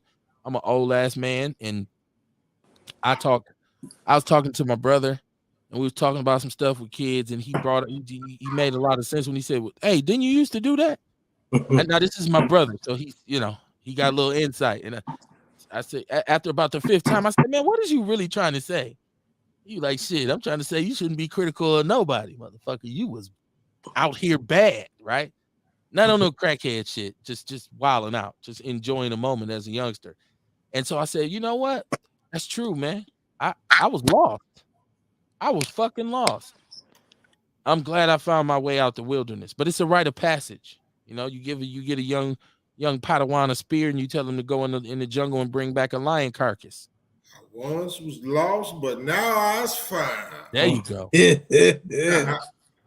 Jesus is on the main line, right? Call him up and tell him what you want. You know what? We like I said, you get caught in the church crossfire, but I'll be having these conversations with my family because according to my family, I'm just like some kind of confused warlock or some shit, And I just had a conversation today with one of my family telling me, I'm like, I don't understand why y'all don't think that I'm actually connected to, spiritual shit.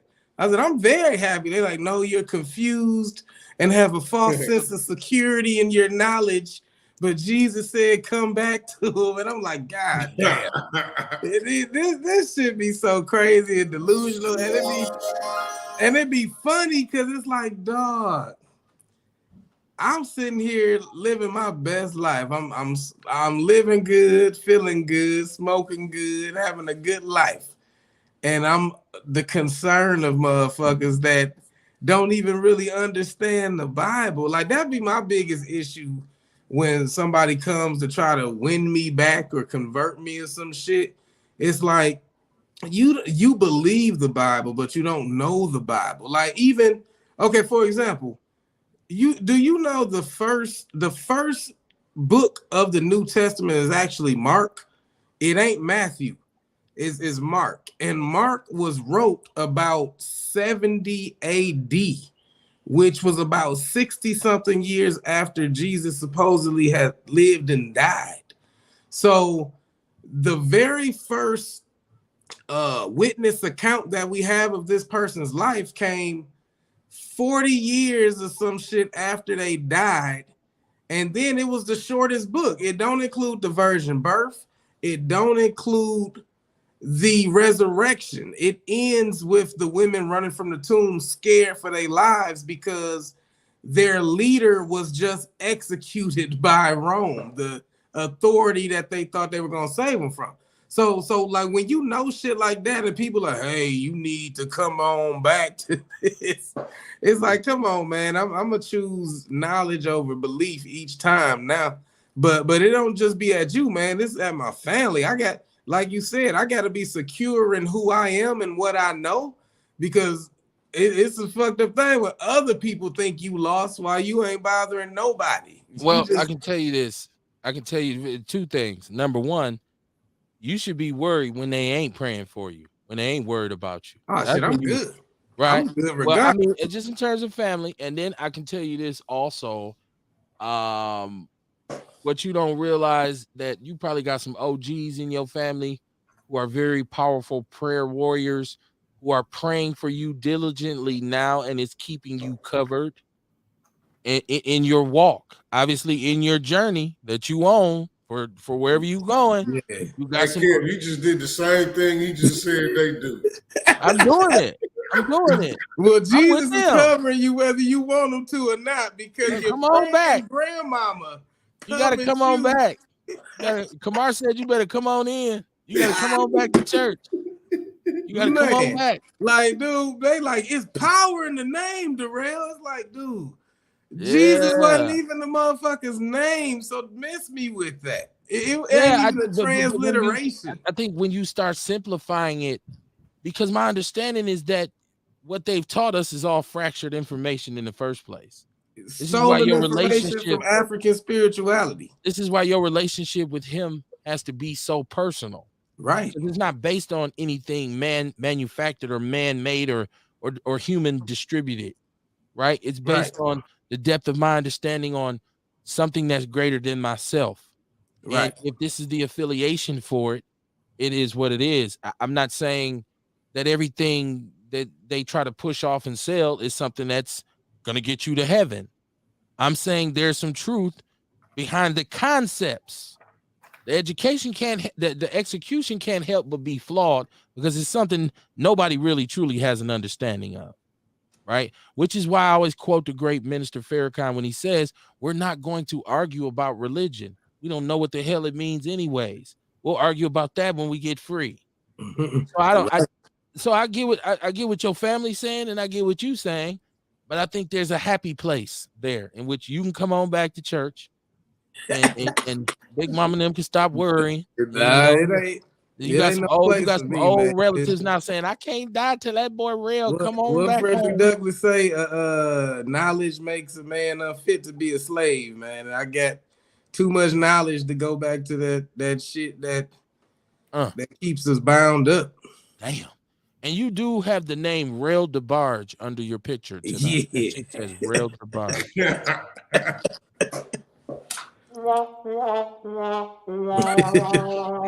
You obviously love yourself a whole lot, and I can appreciate it. Most definitely. Most definitely.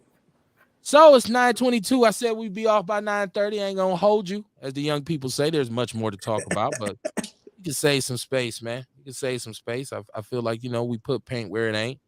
Unless you all have anything that you saw that caught your attention that you wanted to talk about, I would say right now is a great time for you to do so.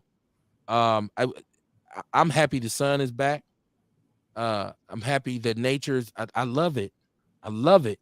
That's what I'm saying. You can't look at what's happening outside right now and say it ain't something out there. It ain't a bigger. If something's wrong with you, something's wrong with you. That's all I'm saying. Like, you could call it what you want. Right.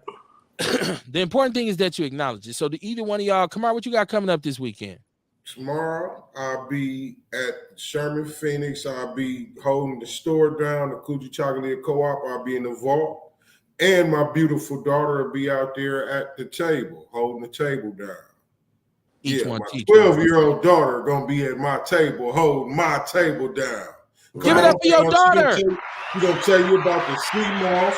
She's going to tell you about the elderberry syrup. She's going to tell you about the 3 different detoxes that we got. She gonna tell you about the different smoothies I got. She gonna, man, listen, man, my daughter gonna hold this table down, man. She got this thing. Give it up for your baby girl. Yeah.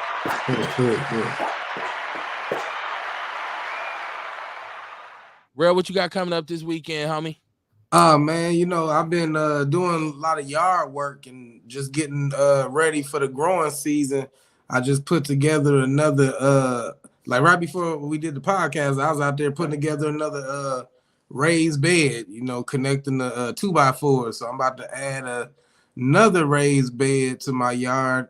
This one I want to dedicate to more so cabbage, broccoli, cauliflower, and what the fuck was I? Brussels sprouts. I'm gonna try to grow them all together so I can cover them with that net to keep them fuck ass cabbage worms off my shit, man. They was devouring my cabbage one year, man. They was getting that shit. I tried neem oil, clover oil, that shit. It was some bullshit. But anyway, that's what I'm doing. Just getting the yard together, getting ready for this garden season. Gonna try to do some TikTok content on teaching people how to garden, on a budget. I did a TikTok teaching people how they can use Quest and EBT to purchase fruit trees and seeds from Walmart. But now I'm gonna show them how to make a humidity dome to start their seedlings with shit they just got around the crib. Okay. Nature is twisting my arm. If this sunshine continues, I'm gonna be forced to put some baby backs on the grill. Give it up for baby backs. It's supposed to be good on Saturday. I think Sunday coming some snow. So make sure y'all get out there, get that sun on your skin for some vitamin D. Take off your shoes and put your bare feet on the ground so you can get them negative ions to restore your body from all the oxidation we accumulated over this cold ass winter. That's what's up. That's what's up. That's what's up. Lost and Found was the theme of the show tonight because I'm personally fed up with everybody's uppity attitude. Everybody's stuck up bullshit about how thorough and deep they are and looking down upon those who are stumbling or have stumbled in life. We've all made mistakes. We've all been here and there. And if you get to be blessed to keep living, you're going to make some more mistakes and you're going to go through some more situations. And at no point should it be cool for somebody to kick you when you're down. And that's why you have to create balance in your life.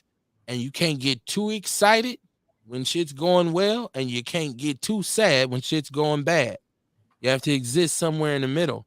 But the number one thing you cannot allow is for somebody else to be able to define you.